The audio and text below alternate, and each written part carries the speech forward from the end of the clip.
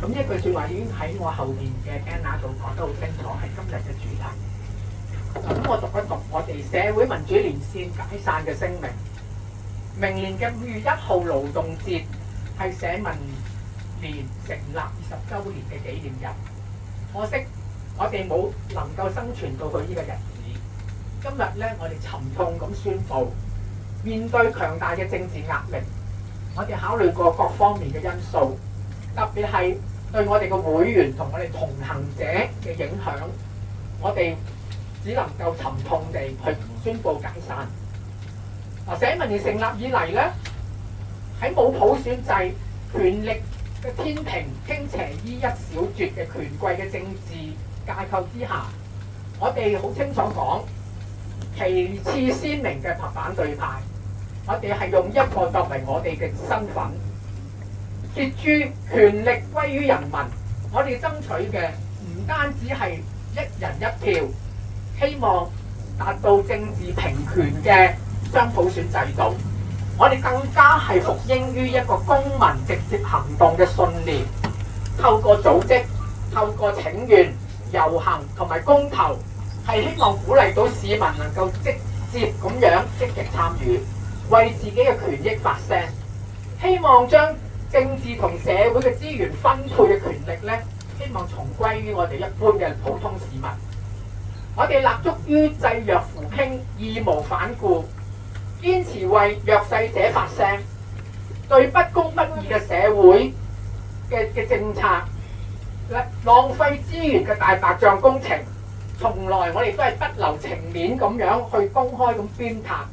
我哋秉持嘅係沒有抗爭，哪有改變嘅非暴力嘅手段，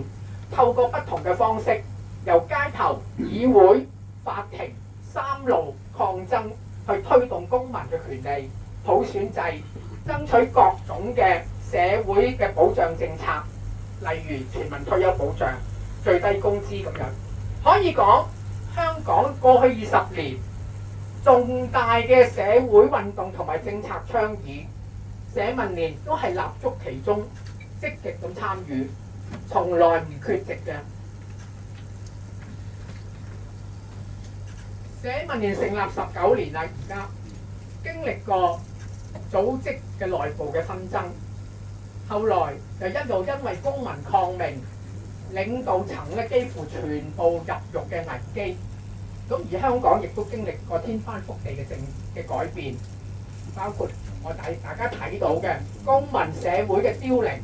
民間組織紛紛咁墜落，紅處線線，紅線係處處，市民係動輒得咎。嗱，面對此情此景咧，社民連喺過去幾年咧仍堅持發聲，無非係想盡一己嘅綿力，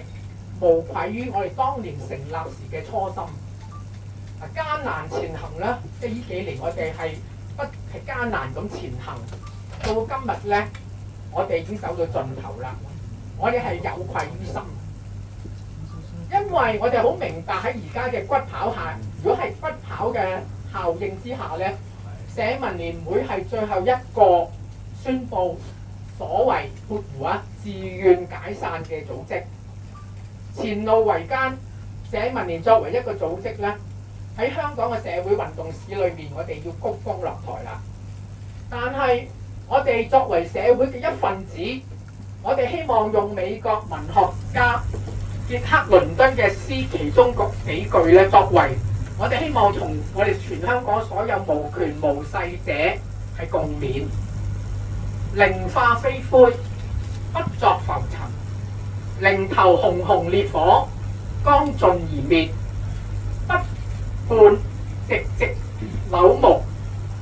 黯然同腐。讓我哋喺香港各個領域裏面咧，不為無力感所挫，不為黑暗所懼，繼續為自己嘅信念發光。社會民主連線2025年9月29號。咁呢個係我哋社民連嘅一個解散嘅聲明。